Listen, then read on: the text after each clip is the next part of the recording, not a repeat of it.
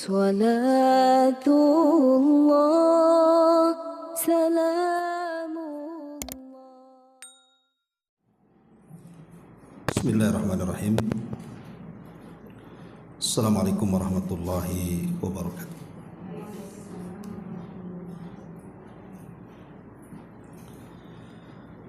Bihamdillahi wassalatu wassalamu ala rasulillah wa ala alihi wa sahbihi wa mawalah wa la hawla wa la quwata illa billahi wa ba'du. Alhamdulillah, segala puja dan pujiannya milik Allah subhanahu wa ta'ala. Salawat dan juga salam kita hadiahkan kepada Rasul kita Nabi besar Muhammad sallallahu alaihi wa ala alihi wasallam. Alhamdulillah, di siang hari ini kembali kita bisa duduk di majelis ilmu, sekalipun cuaca di luar hujan, tapi insyaallah hujan membawa rahmat. Dan sambil menunggu yang lainnya atau yang tidak bisa datang juga bisa lewat media, karena ini juga disiarkan di Umairah Channel, bisa dilihat di YouTube. Dan pembahasan di siang ini kita akan membahas di bawah naungan kenabian dan juga kerasulan. Kemudian muallif pengarang Syekh Al-Mubarakfuri mengawali pembahasannya dengan menjelaskan sebuah gua yang sangat bersejarah yang disebut dengan Gua Hira. Ada apa dengan Gua Hira ini? Ma'asyiral muslimat yang dimuliakan Allah subhanahu wa ta'ala, kita baca dulu baru kita jelaskan. Jadi tatkala usia beliau sudah mendekati 40 tahun, sekitar 3 tahun sebelum diangkatnya menjadi nabi. Dan perenungan yang terdahulu telah memperluas jurang pemikiran antara diri beliau dan juga kaumnya. Beliau mulai suka mengasingkan dirinya. Karenanya beliau membawa roti yang terbuat dari gandum dan bekal air menuju Gua Hira. Lah Gua Hira sendiri terletak di Jabal Nur. Biasanya kalau orang umroh, biasanya ada traveling.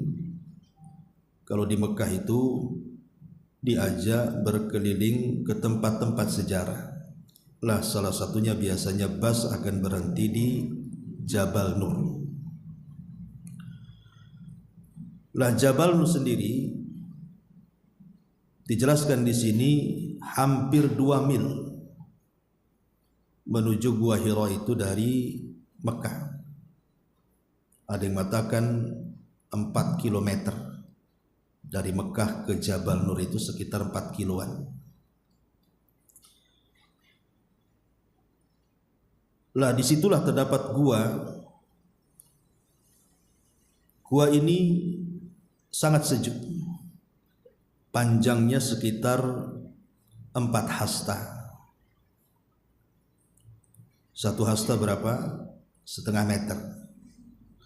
Berarti kalau 4 hasta berarti cuma 2 meter. Lebarnya hanya 1,75 hasta. Berarti kan kecil tuh. Kayak lubang jadinya kan. Karena dalamnya 2 meter, sementara lebarnya ya sekitar 1 meter kurang. Jadi memang sangat sempit sekali.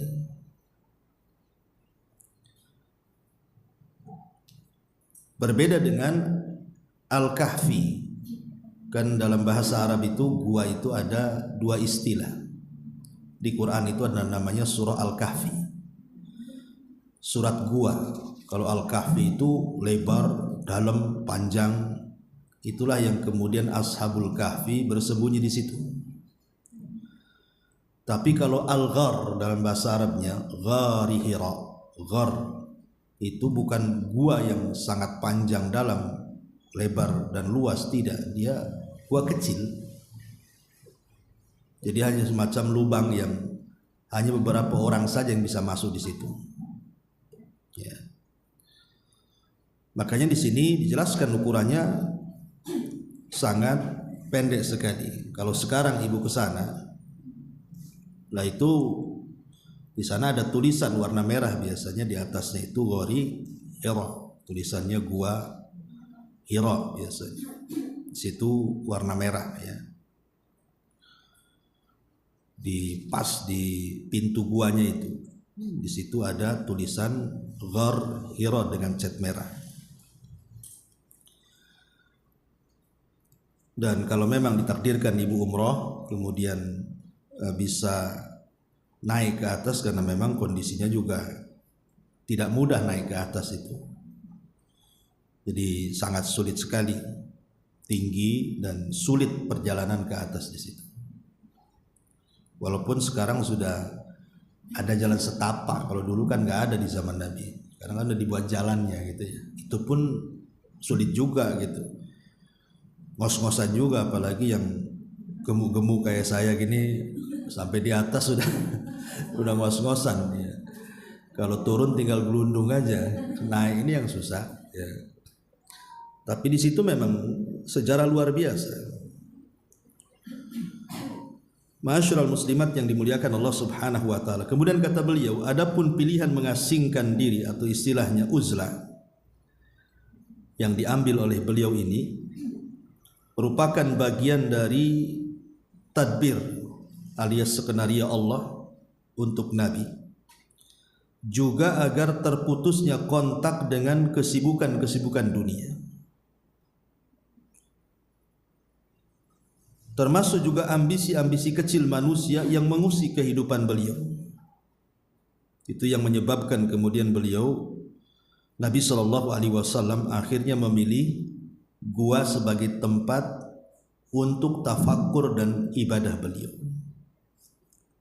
Tentu yang paling besar adalah karena menjauhi kesyirikan. Karena di sekitar Ka'bah kan banyak berhala masalahnya. Ketika dia naik ke atas bukit, maka jauh daripada kesyirikan. Dan ini juga dijelaskan bahwa uzlah yang sudah diatur Allah ini terjadi 3 tahun menjelang beliau diangkat sebagai Rasul.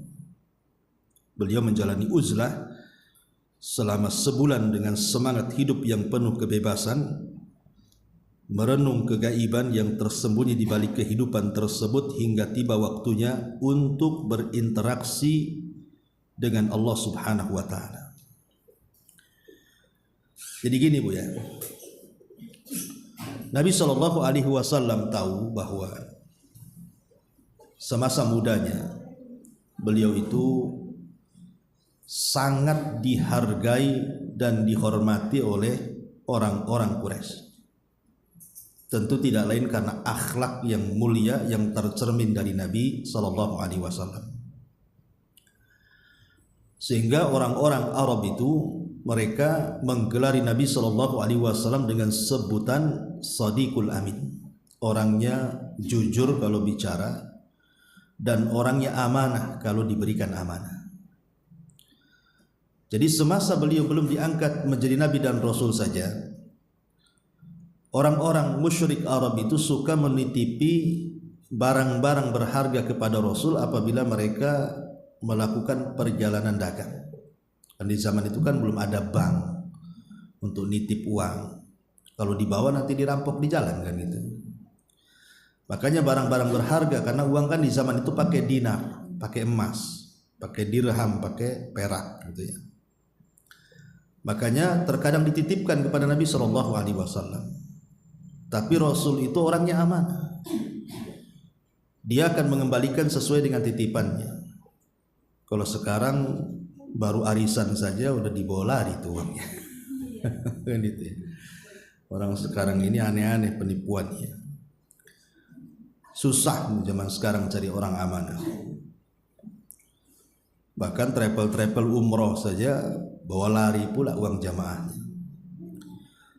Jadi Nabi SAW itu betul-betul amanah, ya dikembalikan sesuai dengan amanah yang diberikan kepada dia.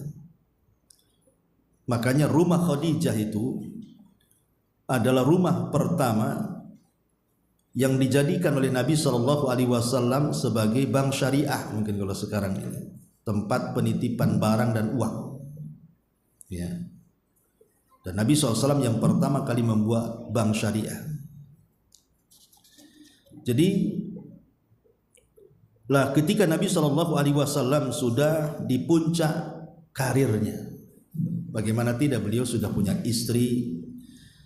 Walaupun Khadijah itu seorang janda, pernah menikah 2 kali. Pertama dengan Atik dan yang kedua dengan Abu Halah. Ya. Tetapi Khadijah itu wanita mulia, karena memang selain daripada kecantikannya, dia juga memiliki kekayaan dan kehormatan. Sampai-sampai orang-orang menyebutnya sebagai wanita thahirah, wanita suci, karena dia sudah menutup aurat padahal belum ada syariat. Sudah pakai jilbab, dia menutup auratnya.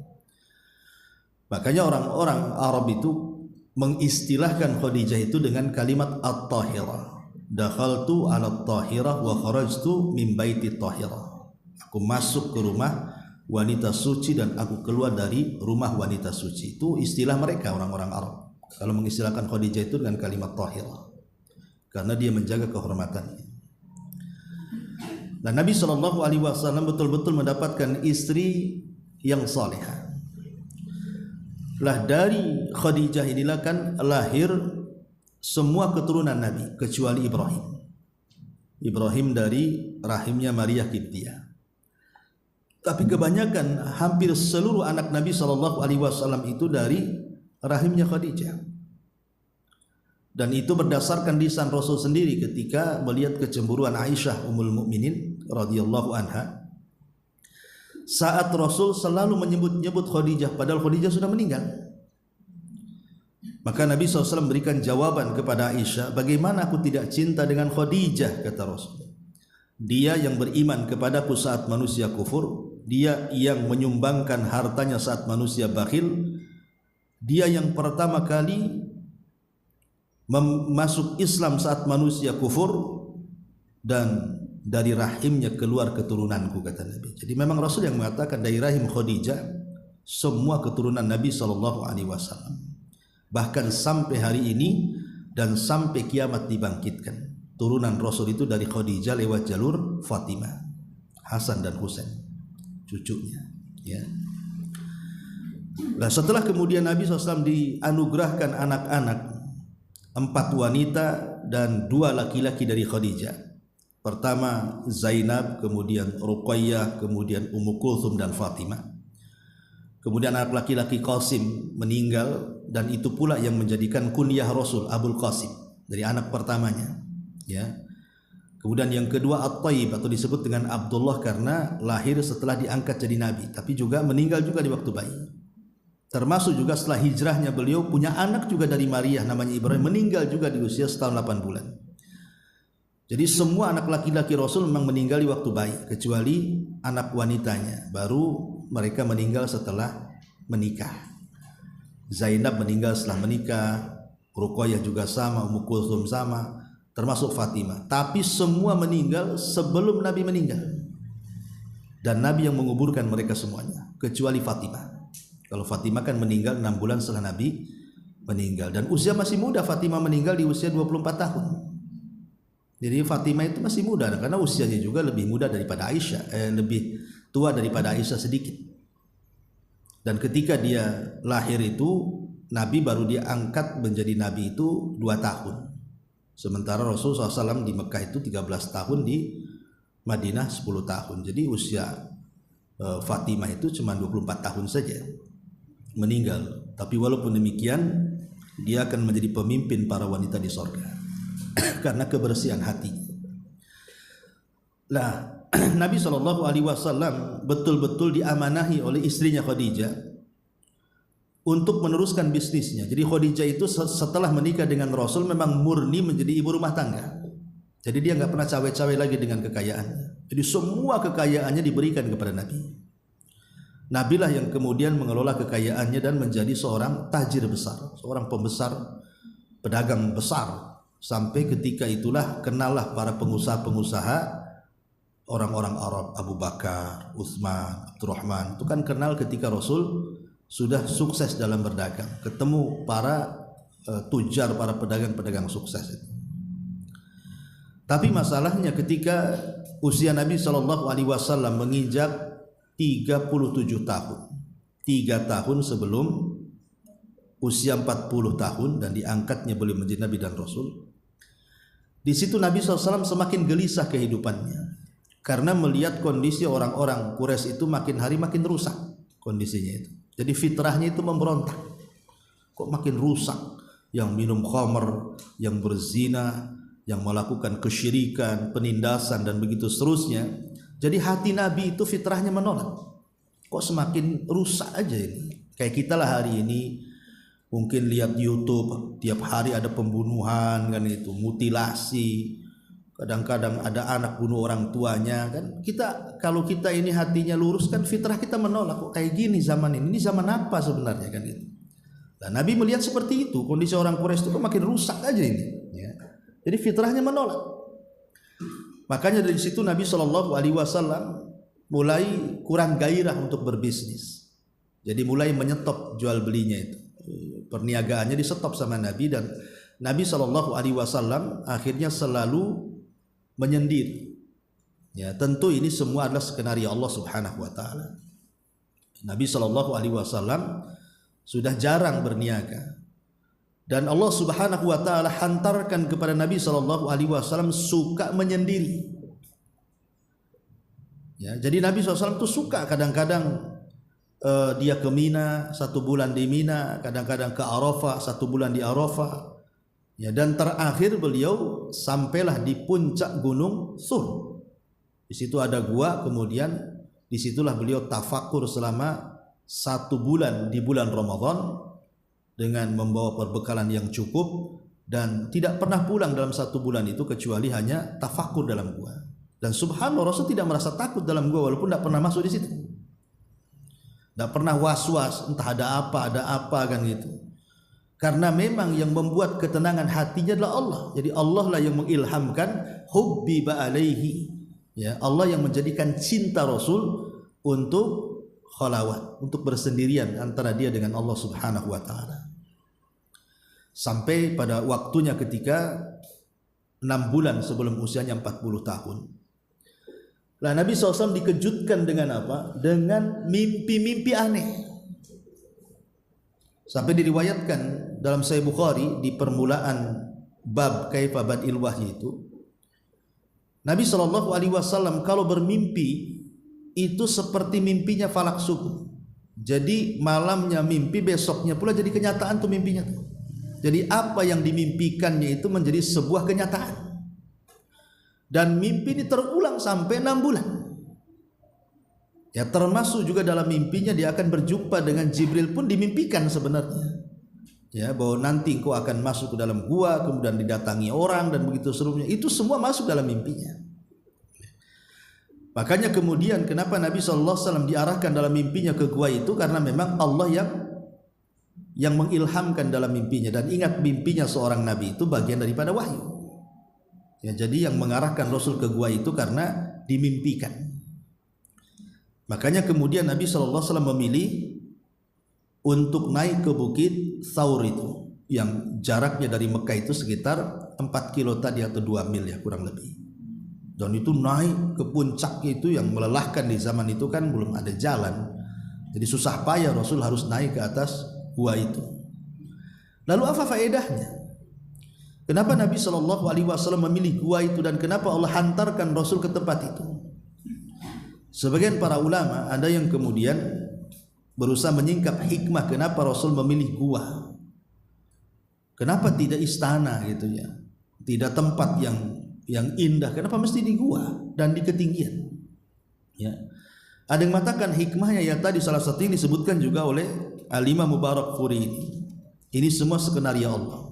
Ya, jadi Allah yang membuat skenario Salah satunya agar Nabi SAW dijauhkan dari hiruk pikuk manusia yang mengejar dunia. Jadi ketika di tengah-tengah orang-orang Quraisy mereka mengejar dunia, maka Nabi SAW keluar dari kesibukan dunia menghadap Allah Azza wa Jalla. Kemudian yang kedua, menjauh dari kesyirikan. Menjauh dari kesyirikan, makanya memilih gua, ya. Kemudian yang ketiga, ada mujahadah, ada kesungguhan untuk tafakur, karena untuk sampai ke tempat itu saja bukan perkara yang mudah. Di zaman itu harus jalan kaki gitu ya, berkilo-kilo sampai ke tempat itu. Itu membutuhkan kesungguhan dan tenaga sampai di tempat itu. Kemudian juga karena bisa memandang Mekah dari situ.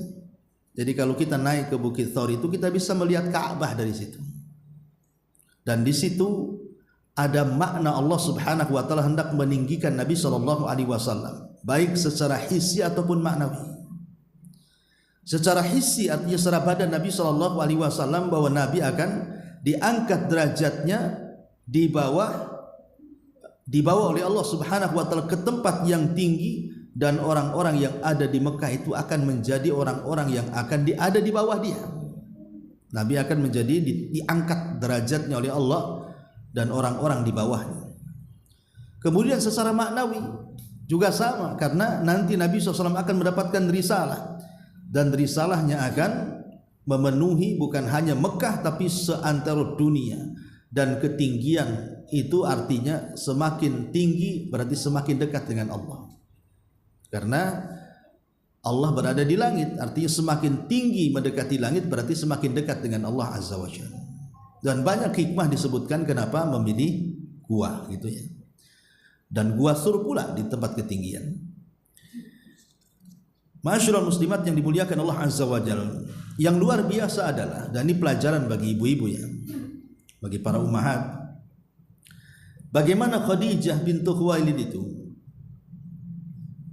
beliau mengikhlaskan suaminya untuk tafakur sendirian. Jadi beliau buatkan bekal secukupnya. Kemudian Nabi SAW pergi dan Khadijah tidak menyusul beliau. Ya, tidak ingin udahlah biar sama saya saja ke sana kan gitu ya. Dan Khadijah tidak membuat pusing suaminya. Kan kalau ibu-ibu 2 hari suami pergi saja dah pusing tuh. SMS, di mana Bang? Sama siapa? Ngapain? Ya, tolong jawab. Kalau enggak saya blokir. Terakhir ngancam kan itu. Tapi Khadijah kan tidak, karena tahu bahwa namanya suami itu kan ada perkara-perkara yang istri tidak bisa ikut campur di situ. Mungkin dia ada urusan dengan kawannya, mungkin dia pusing di rumah pengen cari angin segar, mungkin ada pekerjaan yang tidak mau diceritakan pada istrinya kan, masing-masing punya kesibukan ya. Jadi ini juga pelajaran gitu ya, berikan juga ruang untuk suami itu supaya press gitu dengan di luar rumah kalau memang jelas gitu ya. Tapi ada juga suami-suami yang kurang ajar gitu ya. Maksudnya kita bicara suami-suami yang baik gitu di sini. Jadi Khadijah yang membiarkan Nabi SAW pergi, walaupun 1 bulan lagi, bayangkan ditinggal, hanya untuk duduk dalam gua lagi. Tapi itu kan kehendak Allah Azza wa Jalla. Khadijah paham ya apa yang dilakukan suaminya. Dia tidak mau membuat pusing suaminya. Sampai pada waktunya, maka di sini Mubarak Furi membuat bab tentang Jibril dan turunnya wahyu. Jadi ketika Nabi SAW genap di usia 40 tahun, genap di usia 40 tahun yang merupakan puncak kematangan, dan ada pula yang menyatakan bahwa di usia inilah para rasul diutus. Jadi usia 40 tahun itu usia matang-matangnya manusia, baik laki-laki atau perempuan. Kenapa demikian? Karena umumnya di usia 40 tahun itu sebagian besar nikmat Allah sudah Allah berikan. Biasanya di usia 40 tahun bagi laki-laki atau perempuan itu sudah punya pasangan ya. Dan sebagian mereka sudah punya keturunan, sebagian mereka sudah punya tempat tinggal, dan sebagian mereka sudah punya pekerjaan yang mapan. Itu biasanya usia 40 tahun itu, dan sudah stabil biasanya cara berpikirnya Emosinya itu sudah bisa ditekan gitu. Lain dengan usia-usia di bawah itu yang melunjak-lunjak. Dan biasanya sudah mulai bijak, kata-katanya juga sudah mulai baik gitu ya. Mulai terpikir, karena dengan lanjut usia itu juga akan mempengaruhi psikologi. Jadi usia 40 tahun itulah yang kemudian diambil oleh Allah untuk mengangkat nabinya menjadi nabi dan rasul. Makanya kenapa di usia ini Allah ingatkan dalam Quran itu. Ketika Allah Subhanahu wa taala menjelaskan tentang penduduk neraka yang mereka minta dikeluarkan dari neraka karena sakitnya azab Allah bagi mereka. Maka Allah Subhanahu wa taala ingatkan mereka dengan mengatakan, awalam nu'ammirkum ma yatadzakkaru fihi man tadzakkar wa ja'akumun nadhir. Tidakkah dulu waktu di dunia aku berikan umur yang panjang loh kepada kalian. Ulama tafsir mengatakan maksudnya usia-usia 40 tahun ke atas. Seolah-olah Allah ingin katakan, bukankah dulu aku di dunia aku berikan umur sampai usia 40 ke 60 tahun kalian itu. Kemanakan usia itu maksudnya? Kok sekarang kalian masuk neraka ingin dikembalikan pula ke dunia? Padahal waja'akumun nadhir, peringatan-peringatan sudah banyak datang kepada kalian. Sebagian ahli tafsir ada yang mengatakan bahwa peringatan di situ artinya uban yang ada di kepala. Ya, uban yang ada di kepala kita itu peringatan sebenarnya. Dan biasanya orang keluar uban itu kan di usia 40 tahun ke atas, itu mulai banyak. Ya, apalagi 50-60 tahun sudah mulai penuh. Makanya ada orang yang tidak mau awet tua, disemirlah dia warna hitam supaya muda lagi. Ya padahal tua itu kan nggak ada obatnya, ya tua lah, nunggu mati aja kan itu. Mau disemir hitam tiap hari pun kalau udah ajalnya dekat, ya dekat ajal dia. Tapi yang jelas bahwa usia 40 tahun itulah usia matangnya orang. Disitulah Nabi SAW diangkat menjadi Nabi dan Rasul. Makanya kata beliau di sini bahwa itulah puncak kematangan. Dan ada pula yang menyatakan bahwa di usia inilah para Rasul diutus. Jadi bukan Rasul saja, semua para Nabi dan Rasul rata-rata diutus di usia 40 tahun. Ya. Lah disinilah ketika Nabi SAW berada di dalam gua. Ketika itu bertepatan dengan bulan Ramadan ya. Maka Jibril kemudian tiba-tiba datang dalam bentuk manusia, dalam bentuk orang yang sangat tampan, sangat wangi. Ya. Karena Jibril itu kalau mendatangi Nabi SAW saja setelah diangkatnya menjadi Nabi dan Rasul selalu membentuk dirinya dengan sahabat yang paling tampan dari sahabat-sahabat Muhajirin. Siapa? Dihyah al-Kalbi. Jadi ada seorang sahabat namanya Dihyatul Kalbi. Dihyatul Kalbi ini seorang sahabat Nabi SAW yang sangat tampan. Jadi sampai-sampai dijelaskan kalau dia berjualan berniaga ke Syam itu, sampai wanita-wanita Syam itu terbelalak melihat ketampanan Dihyah ini. Jadi Jibril itu kalau datang menakutkan, enggak menyerupai Abu Jahal, tidak. Jadi menyerupai sahabat yang paling tampan, Dihyah al-Kalbi. Makanya Rasul suka berjumpa dengan Jibril karena orangnya tampan. Ya, kalau menyerupai itu dengan sahabat yang paling tampan. Sampai-sampai Aisyah itu tersilap lihat gitu ya. Loh kok Nabi sama Dihyah? Padahal bukan Dihyah, itu malaikat Jibril. Ya. Lah Nabi SAW datang ke Jibril. Jibril ini kan tidak pernah turun. Sudah lama. Yang terakhir Jibril turun itu kan di masa Isa. Dan dari Isa ke Nabi SAW itu kan 500 tahun jaraknya. Baru turun kembali gitu ya. Dari zaman Isa baru turun kembali di zaman Nabi SAW. Ya. Jadi setelah kemudian Jibril turun, setelah lama tidak turun karena perintah Allah Subhanahu wa taala tentunya, maka Jibril menemui Nabi SAW dalam bentuk manusia. Dan sekali lagi bahwa Jibril ketika menemui Nabi SAW itu sudah dimimpikan dalam mimpinya. Jadi Rasul tidak terkejut ya, karena sudah ada dalam mimpinya itu. Yang terkejutnya Nabi SAW adalah ketika pertemuan pertama, tiba-tiba kemudian Jibril memeluk Rasul sangat erat sekali sampai Rasul tidak bisa bernafas. Dan tiba-tiba kemudian Jibril mengatakan, Iqra ya Muhammad, baca wahai Muhammad. Lah kita tahu Nabi itu dia orang ummi. Ummi itu kan tidak bisa menulis, tidak bisa baca. Jadi disangkanya Jibril mengatakan Iqra, bacalah wahai Muhammad. Rasul suruh baca. Namanya orang nggak bisa baca suruh baca ya. Rasul mengatakan ma'ana biqari, saya nggak bisa baca kata Rasul. Ya. Maka kemudian Nabi SAW mengatakan ma'ana biqari, saya tidak bisa baca. Dalam riwayat ma'a'lamu bil qira'ah, saya tidak tahu cara baca. Ya. Maka dilepaskan oleh Jibril. Kemudian setelah dilepaskan dipeluk lagi, lebih erat daripada yang pertama, lebih tidak bisa bernafas lagi Nabi. Kemudian Jibril pula lah kemudian mengucapkan kata-kata yang sama, Iqra ya Muhammad, baca wahai Muhammad. Lagi-lagi Rasul makin bingung, disuruh baca padahal dia tidak bisa baca. Makanya Rasul mengatakan ma ana biqari, dalam riwayat ma a'lamu al-qira'ah, aku tidak paham dengan bacaan, aku tidak bisa baca kata Nabi. Maka Rasul kemudian Jibril melepaskan kembali sampai 3 kalinya.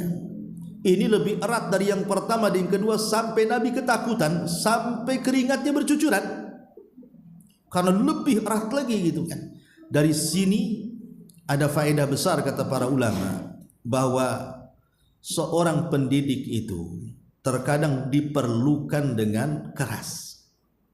Kan Jibril awalnya hendak mendidik Nabi kan, lembut dulu, mulai agak keras, kemudian keras sekali. Terkadang mendidik itu tidak harus dengan kelembutan, karena murid-murid itu tidak semua bisa dilembuti gitu maksudnya. Ada pula orang-orang itu, pendidik itu waktunya keras, supaya anak-anak yang tidak bisa dilembuti, hanya bisa dikerasi, dapat pendidikan juga gitu maksudnya. Makanya kenapa ada guru-guru itu ngasih hukuman. Kalau zaman dulu istilahnya disetrap kan gitu ya. Kalau zaman dulu kan ngeri guru-guru tuh, kadang-kadang dipukul sampai penggaris, dilempar sampai penghapus, kena jidatnya ya semualah kena, mukanya kena tepungan gitu ya. Zaman dulu kan kayak gitu. Ya kalau sekolah sih masih mendingan. Kita loh di masjid-masjid itu sama kiai-kiai dulu itu kalau ndak salah saja ngaji direndam. Ya, saya masih ingat tuh masjid-masjid kalau ibu ke Jawa Barat daerah Majalengka tuh. Rata-rata masjid itu ada kolamnya sampingnya tuh. Rata-rata masjid ada kolamnya. Ya, jadi kalau ngantuk ngaji itu langsung dihukum, direndam tuh habis isya tuh. Kadang-kadang setengah jam, 1 jam. Ya kadang-kadang anak-anak senang aja karena direndam sekalian mandi kan. Yang lebih parah kadang-kadang namanya kiai dulu tuh kadang bawa korek api kan, kadang-kadang disundutkan ke alisnya. Sampai seperti itu gitu ya zaman dulu itu. Tapi juga orang tuanya mendukung. Ya, jadi kalau umpamanya anaknya kapok nangis pulang itu diantar lagi sama orang tuanya, diantar lagi. Jadi memang ada hubungan baik antara wali murid dengan guru, dengan ustadz. Tapi zaman sekarang mana ada, anak disakiti, marah orang tuanya, lapor polisi, kena HAM tuh orang gurunya, penjara akhirnya. Ya. Makanya sekarang hati-hati, jadi guru itu salah, jadi mau gini salah, mau gitu salah kan itu. Ya akhirnya guru-guru sekarang ini kebanyakan tidak mendidik, hanya cari uang saja. Yang penting ngajar dapat gaji sudah kan. Kebanyakan begitu jadi, karena mau menghukum takut juga dia. Intinya bahwa ya tidak semua, ada juga yang guru-guru yang ikhlas, ya ada juga ya. Tapi yang jelas bahwa pendidikan itu dari kasus Jibril ini memeluk Rasul makin erat bahwa terkadang pendidikan itu harus ada tingkat-tingkatan, harus kadang ya waktunya lembut-lembut, waktunya keras-keras gitu maksudnya. Lah di sini kemudian Jibril pun akhirnya kemudian membacakan kepada Nabi SAW satu surat yang disebutkan dalam surah Al-Alaq ayat 1 sampai 5. Apa suratnya? Iqra bismi rabbikal ladzi khalaq, khalaqal insana min 'alaq, iqra wa rabbukal akram alladzi 'allama bil qalam 'allamal insana ma lam ya'lam. Bacalah wahai Muhammad dengan menyebut nama Rabbmu yang menciptakan kamu.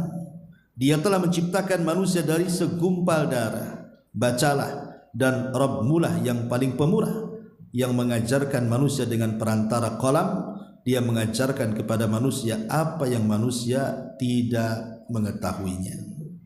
Ini namanya surah yang dijadikan SK turun kepada Rasul diangkat menjadi nabi.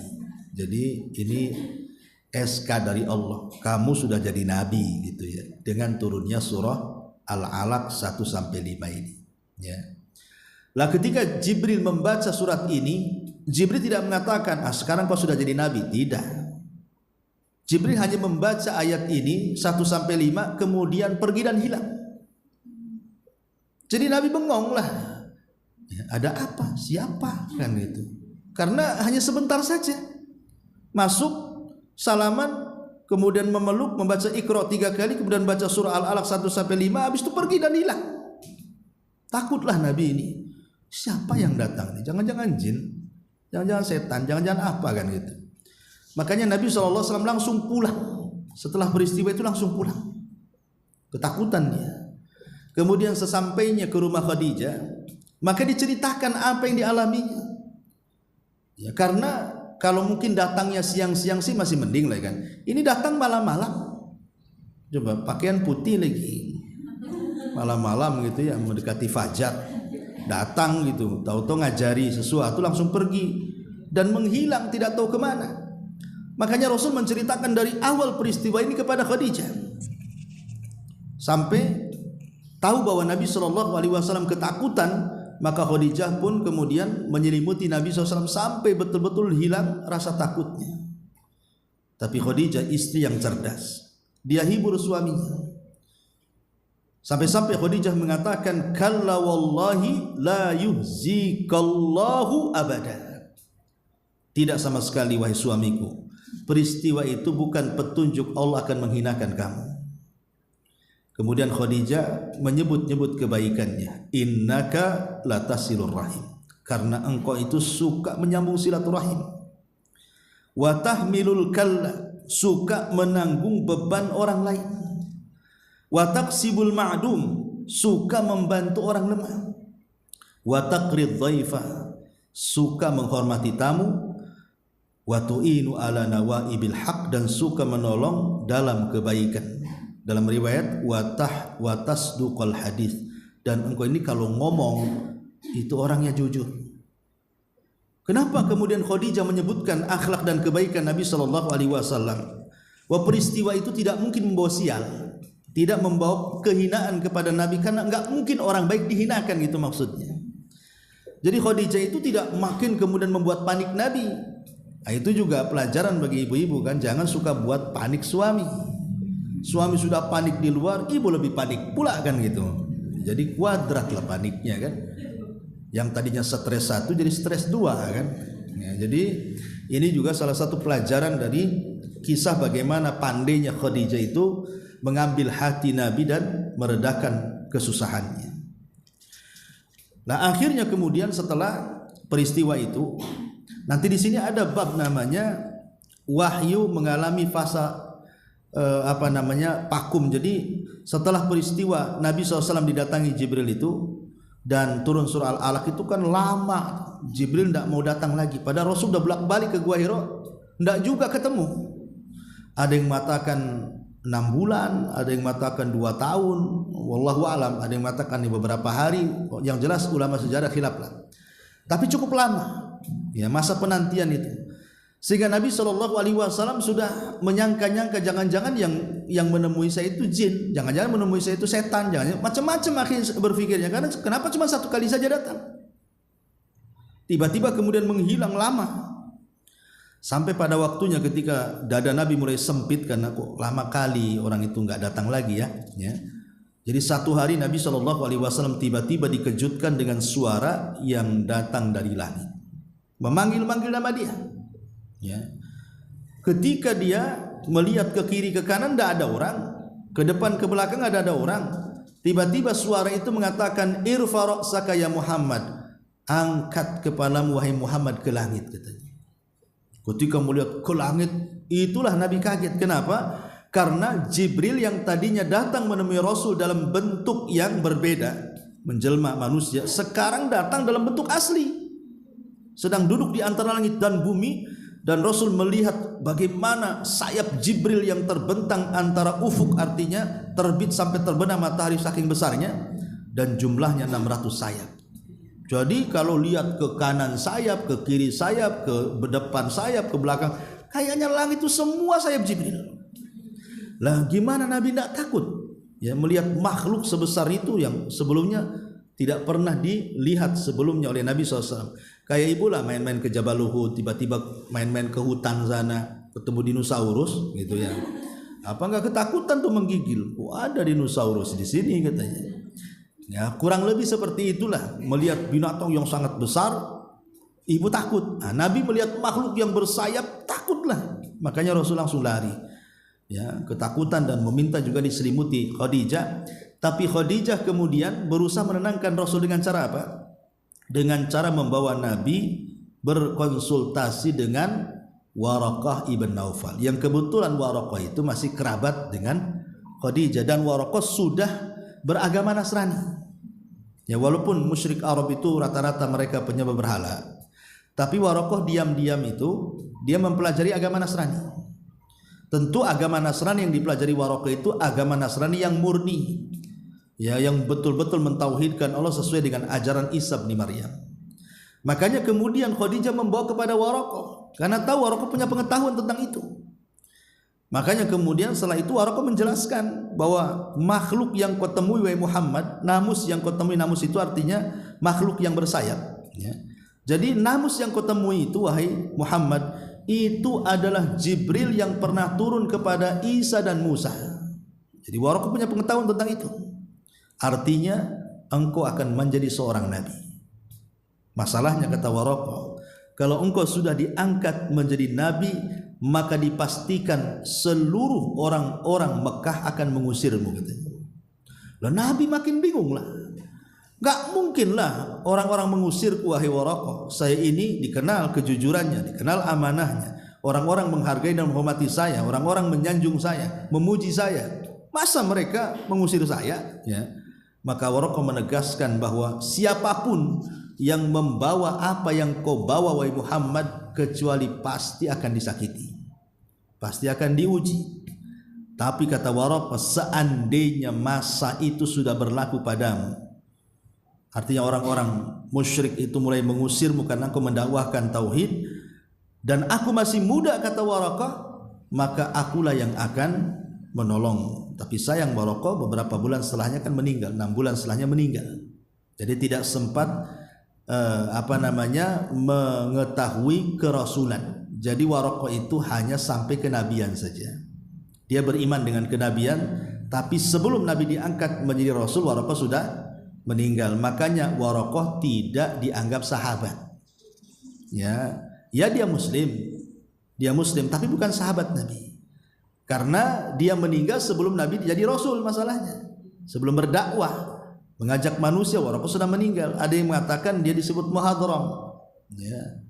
Muhadram itu ya orang yang masuk Islam dan tidak berjumpa kerasulan Nabi SAW.